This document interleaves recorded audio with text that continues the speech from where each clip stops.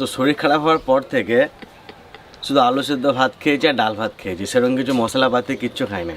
তো মুখে কোনো রুচি নেই, তাই ভাবলাম যে আজকে একটু খাসির মাংস একদম দারুণ করে রান্না করব। আর এখন এমন হয়েছে মানে খাসির মাংস আমি যদি নিজে রান্না করি আমার ভালো লাগে, তাছাড়া অন্য কেউ রান্না করলে ভালো লাগে না। তো এই খাসির মাংসটাকে আজকে জমিয়ে রান্না করব। আর দেখুন এটা খাসিটা বেশি বড় না, বেশি ওয়েট নাই, এটা হচ্ছে পুরো একদম দেশি খাসি, হালকা হালকা চর্বি আছে। তো এই দেশি খাসিটা সবাই বলে যে রেওয়াজি খাসি বেশি টেস্ট, কিন্তু আমার কাছে দেশি খাসিটা বেশি ভালো লাগে খেতে। তো এই মাংসটাকে জমিয়ে রান্না করবো, দেখতে থাকুন। আর আমি রান্না করলে শুধু আমি বলে না, আমাদের বাড়ির সবাই খুব ভালো হয়, বিশেষ করে খাসির মাংসটা। তো দেখতে থাকুন কেমনভাবে রান্না করে আজকে।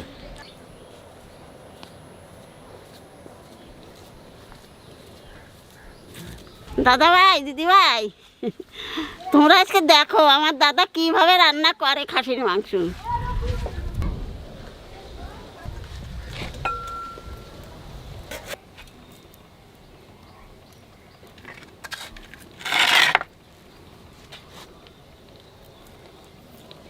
দুই একটা রসুন আছে তাড়াতাড়ি ছোলাই যায়, দুই একটা রসুন আছে দেরি লাগে ছুলতে।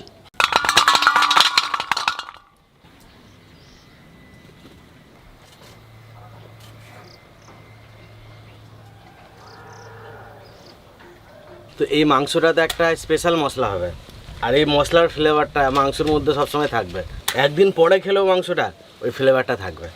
তো এই মশলাটা কী কী দিয়ে বানাচ্ছি দেখুন। কটা দারচিনি আছে, ছোটো এলাচ, লং, আর হচ্ছে জায়ত্রী, বড় এলাচ, গোলমরিচ, জিরে আর তেজপাতা। এটা শুকানো খোলায় ভাজবো। আর এই কড়াইটাতে এত সুন্দর মাংস রান্না হচ্ছে, নিচেটা মোটা তো পোড়া লাগে না, আর মাংসের টেস্টটাই দারুণ হয় এটাতে রান্না করলে।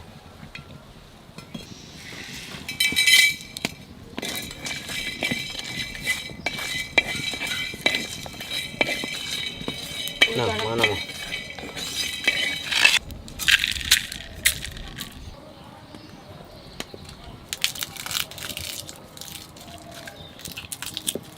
এটা তো অল্প তেল দিলে মনে হচ্ছে অনেক তেল। কিরকম খারাইশের মতো চাপটা না, এইরকম ছড়ানো। পেঁয়াজটা ঝুরঝুরে করে কেটেছে বেরেস্তা করার জন্য।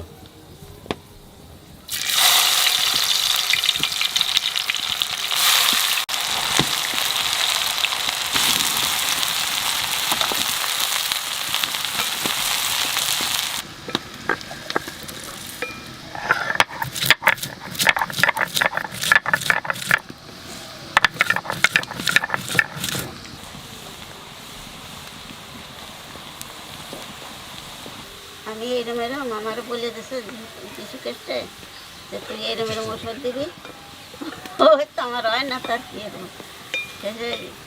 এরম এরম ওষুধ দিবি, দেশ রোগ ভালো দিবি, যে কোনো রোগী। পেঁয়াজটা ভেজে নিয়েছি, অতিরিক্ত ভাজলে হবে না, তখন আবার একটু তিত করে ভাব চলে আসবে, তো এবার নামিয়ে নেবো। এটা নামাবো পেঁয়াজটা, এটাতে রাখবো না।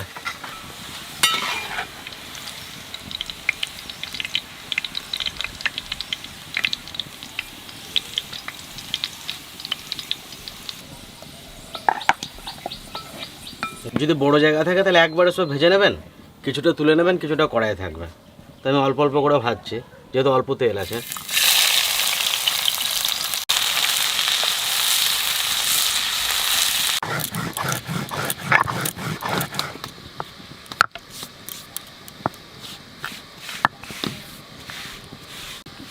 সেন্ট তো বেরোবে, কত কি দেওয়া রয়েছে না। এই পেঁয়াজটা একটু ভাজলাম, এই যে মাংসটা দেখছেন একটু লালচে লালচে ভাব আছে, তো এই পেঁয়াজের সাথে মাংসটাকে ভাজবো যতক্ষণ না একদম সাদা হয়ে যাবে।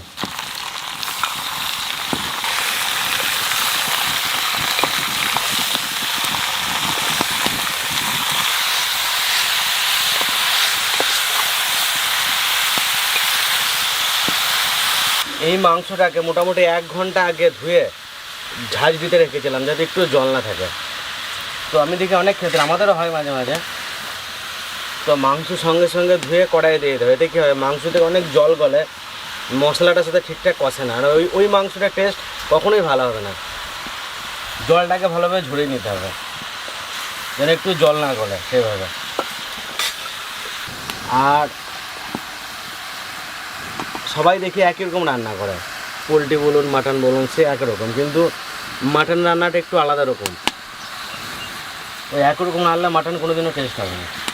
কড়াইটা খুবই ছোট হয়ে গেছে, আর একটু যদি বড় কিনতাম খুব ভালো হতো। আটা কিনে দেবো সেটা তোমার এরকম আমার একটু বড় ডিজাইন দেবো। বড় রান্না খুব সুন্দর রান্না করে মাটা এটা। অন্য কড়াই যেরকম লড়ে বা কিছু, সেটা একবার বসিয়ে দিলে বাস একটুও লড়বে না। আর মজার কত রান্না করে, কিন্তু সাইজটা ছোটো হয়ে যেতে। এতে 500 মাংস ঠিক আছে রান্না করা। 500 মাংস দিলে রান্না করে একবার নেড়ে চেড়ে জল দিলে আলু দিয়ে বেশ ঠিক হয়ে যাবে। তো পেঁয়াজের সাথে মোটামুটি 5 মিনিট ভেজেছি, এবার দেবো আদা রসুন বাটা।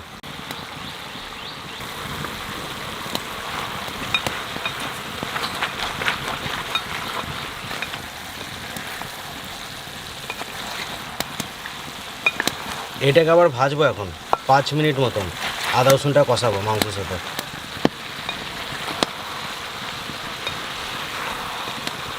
একটু ভাজলাম, এবার দেবো কাঁচা লঙ্কা বাটা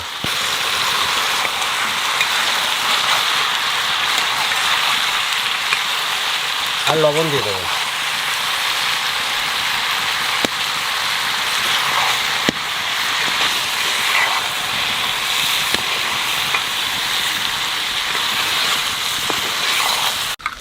দেখুন এখানে 100 মতন টক দই আছে, তো পেঁয়াজের মধ্যে টক দইটা দিয়ে দেবো, পেঁয়াজের বেরেস্তাটার মধ্যে। আর অল্প কটা কাজু বাদাম দেবো এর মধ্যে। এই তিনটে একসঙ্গে বেটে নিতে হবে। এবারে মাংসটার মধ্যে কিছু গুঁড়ো মশলা দেবো।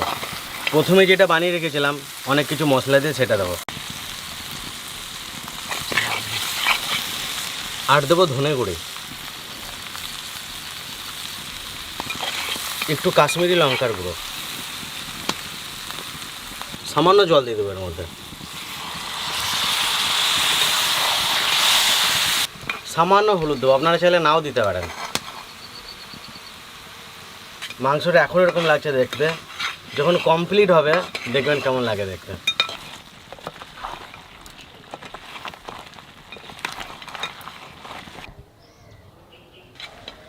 এই মাংসটা রুটিতে ভালো লাগবে। এবার যে পেঁয়াজ বাটা, পেঁয়াজের বেরেস্তা বাটা, কাজু বাদাম আর দই ছিল সেটা এখন দেবো।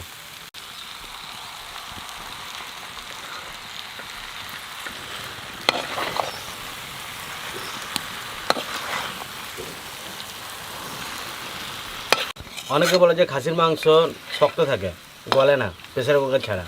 তো এইভাবে করলে জল দেওয়ার আগেই গলে যাবে। এই যে কষানো হয়ে গেছে, এখনই গলে গেছে, এখনই খাওয়া যাবে। তো ভালো করে কষিয়েছি, এবার জল দেবো, গরম জল।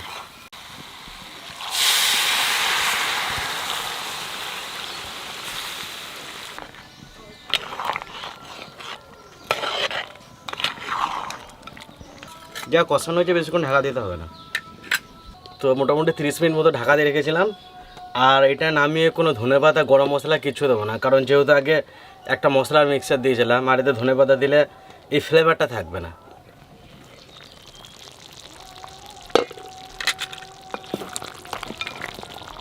পুরো একদম ক্রিমের মতন গ্রেভি দেখুন।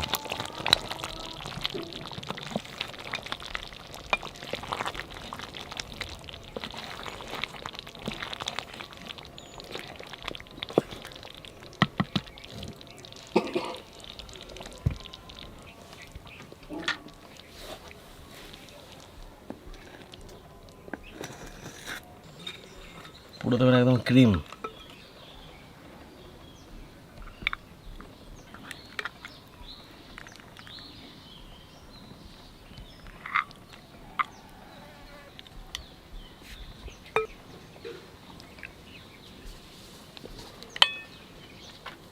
এই খাবার চলে এসছিস?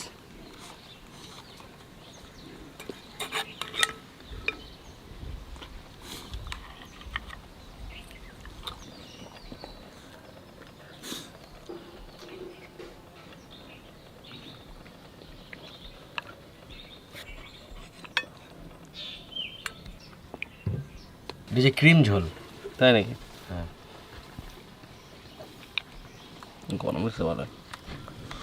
এখনই নামালাম।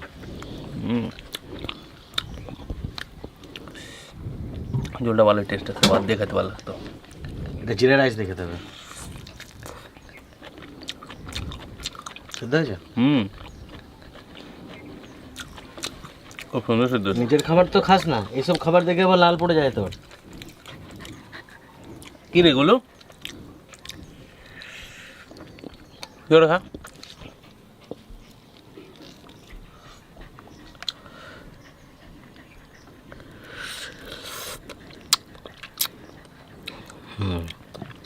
গ্রেভিটা একদম পুরো মাখন। আর চন্দন, তনু, শান্তনু সবাই আমার রান্না খুব পছন্দ করে। চন্দন, আমার কোন রান্নাটা ভালো লাগছে তো, চিকেন না মাটন? ওইসব মুরগির পাতলা ঝোল আর খাসি মাংস সবই ভালো লাগে। একটু মিষ্টি মিষ্টি লাগছে না গ্রেভিটা? দারুণ আছে। মাংসটা দেখে এত লোভ লাগছে, অনেক আর ভাতের অপেক্ষা করলাম না, 2 পিস খাই নিলাম আগে। তোর মধ্যে পেঁয়াজটা দেওয়া হচ্ছে তো, ভাজা পেঁয়াজটা, বেরেস্তাটা, তো একটা হালকা মিষ্টি মিষ্টি ফ্লেভার আসছে, আর ঝালটাও বেশি দিয়েছে, যার জন্য একটু ঝাল ঝালও লাগছে।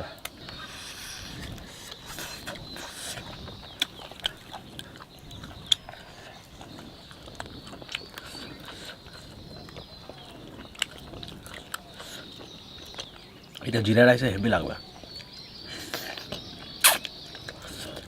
আর ওই যে এক গাদা মশলা মিক্স করে শুকানো খোলায় ভেজে দিয়েছিলাম, ওই ফ্লেভারটা আসছে। যখনই খাবেন ওই ফ্লেভারটা পাবেন। আর এটা যখনই খেতে হবে একটু গরম করে খেতে হবে, গরম গরম সবথেকে ভালো লাগবে। তো অবশ্যই ট্রাই করবেন, আর কেমন লাগলো জানাবেন। আর এরকম রেসিপি পেতে অবশ্যই চ্যানেলটাকে সাবস্ক্রাইব করবেন। তো ভিডিওটা এখানে শেষ করছি, দেখা হচ্ছে নেক্সট ভিডিওতে।